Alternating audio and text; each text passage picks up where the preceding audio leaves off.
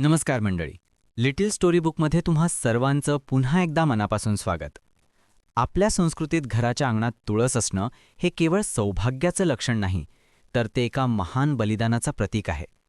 पण तुम्हाला कधी प्रश्न पडलाय का की एका रोपाला आपण देवी का मानतो? का विष्णूंच्या पूजेत तुळशीचं एक पान असल्याशिवाय देवाला नैवेद्यही गोड लागत नाही? आज आपण एका अशा स्त्रीची कथा ऐकणार आहोत जिच्या भक्तीने साक्षात ब्रह्म विष्णू महेशसुद्धा थरथरले होते. ही कथा आहे वृंदेची आणि तिच्या अतुलनीय पातिव्रत्याची. कथा सुरू होते खूप वर्षांपूर्वी. वृंदा ही कालनेमी नावाच्या असुराची कन्या होती. असुरांच्या कुळात जन्म घेऊनही वृंदेचं मन मात्र सात्विक होतं. ती लहानपणापासूनच भगवान विष्णूंची निस्सीम भक्त होते. तिचं रूप एवढं तेजस्वी होतं की तिच्याकडे बघून साक्षात लक्ष्मीचा भास व्हायचा. मोठी झाल्यावर वृंदेचा विवाह झाला जलंधर नावाच्या असुराशी. जलंधर हा समुद्रातून जन्मलेला एक अतिशय शक्तिशाली आणि क्रूर असुर होता.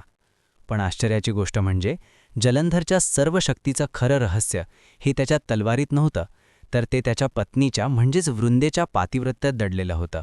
वृंदेच्या भक्तीचं कवच जलंधरच्या भोवती असं काही विणलेलं होतं की जोपर्यंत वृंदेचं पातिव्रत्य भंग पावत नाही तोपर्यंत जलंधरला प्रत्यक्ष मृत्यू हे शिवू शकत नव्हता. याच गर्वात जलंधरने तिन्ही लोकात धुमाकूळ घातला. त्याने स्वर्गावर स्वारी केली, देवांना त्यांच्या स्थानावरून हाकलून दिलं. अगदी कैलासावर जाऊन भगवान शंकरांशी सुद्धा त्याने युद्ध पुकारलं.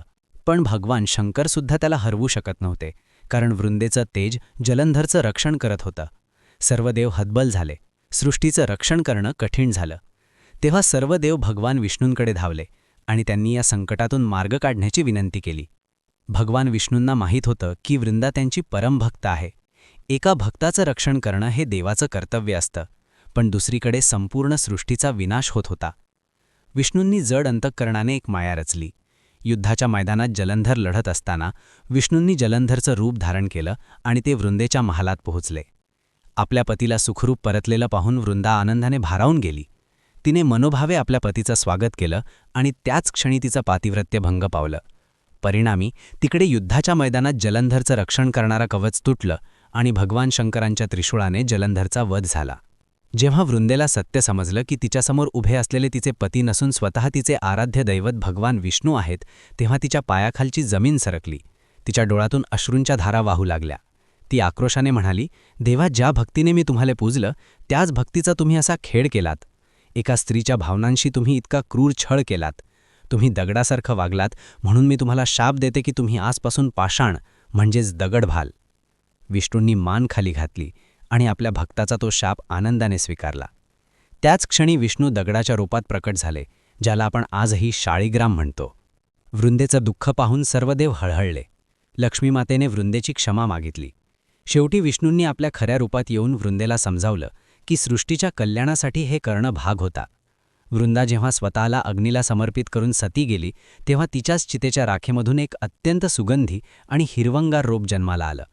विष्णूंनी तिला नाव दिलं तुळस. विष्णू म्हणाले, वृंदा, तुझा देह जरी नष्ट झाला असला तरी तुझ्या भक्तीचं हे रूप अजरामर राहील. तू सदैव माझ्या हृदयावर आणि माझ्या चरणांशी असशील. जोपर्यंत माझ्या पूजेत तुळशीचा पान नसेल तोपर्यंत मी कोणतीही भक्ती किंवा नैवेद्य स्वीकारणार नाही. तेव्हापासून ही तुळस विष्णुप्रिया झाली आणि शाळीग्राम विष्णूंशी तिचं लग्न लावलं गेलं, ज्याला आपण तुळशी विवाह म्हणतो. तर मंडळी, म्हणून आपल्या अंगणातली तुळस केवळ एक झाड नाही, तर ती एका महान पतिव्रतेच्या त्यागाची आणि विष्णूंच्या भक्तीची साक्ष आहे.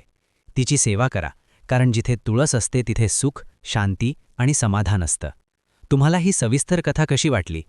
कमेंट्समध्ये जय श्रीकृष्ण लिहायला विसरू नका. तुमच्या अशाच प्रेमामुळे आम्हाला नवीन कथा सांगायला बळ मिळतं. आपल्या लिटिल स्टोरी बुकला सबस्क्राईब करा आणि ही कथा आपल्या मित्रपरिवाराला नक्की शेअर करा. लवकरच भेटूया एका नवीन गोष्टीसह. तोपर्यंत रामकृष्ण हरी.